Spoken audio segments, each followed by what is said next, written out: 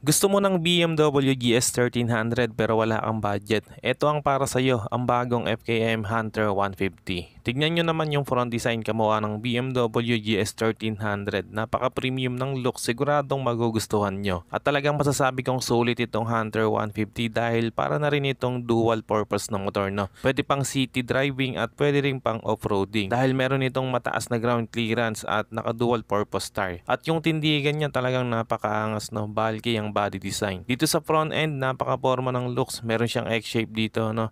So alam nyo na ang kamukha nito, guys. So talagang bumagay dito sa scooter na to, no? So bukod dyan mga tol, meron pa siyang LED projector light sa magkabilang gilid. Napaka-premium at unique ng ganitong design. Di mo na kailangan magpakabit ng MDL light. Dito naman sa likod, very stylish din ng ilaw at LED na rin lahat ng ilaw dito.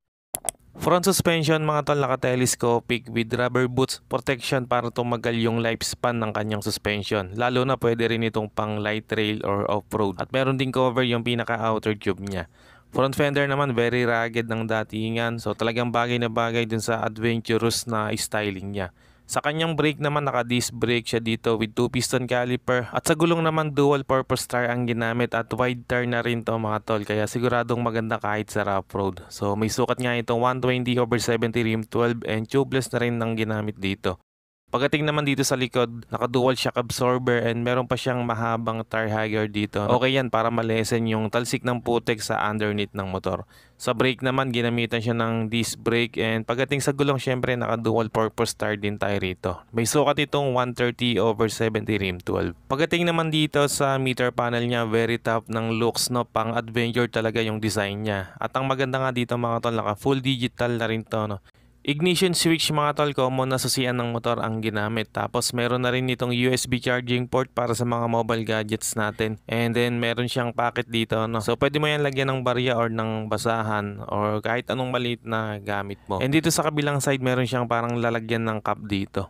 At isa rin mga tol sa nagustuhan ko dito sa Hunter 150, meron siyang malawak na footboard, ano? Very useful din yan para sa mga extrang baggage natin. At ito pa ang isa mga tol, top box ready na rin to dahil meron na siyang nakakabit dito na bracket para sa top box. Other feature, syempre may underseat compartment at sa tabi nito yung tangke niya, no, na may sukat na 7 liters. So talagang malaki rin yung capacity ng tangke nito. Pagdating sa seat height, may sukat naman itong 750mm and ang kanyang ground clearance naman ay 140mm. Pagdating sa timbang, may bigat lang ito 124 kilograms. Manageable pa rin naman to sa kanyang timbang, kayang-kaya kahit ng lady rider. So hindi mahihirapang gamitin. Engine specs mga tol, gumagamit ito ng 150cc air-cooled 2-valve single overhead cam fuel injected engine. Kaya mag-produce ng 11.5 horsepower at 7,500 RPM at max torque na 12.2 Nm at 6,500 RPM. Don't worry mga tol, kahit air-cooled lang to hindi siya mag-overheat dahil mababa lang ang compression ratio nito. Kaya pwede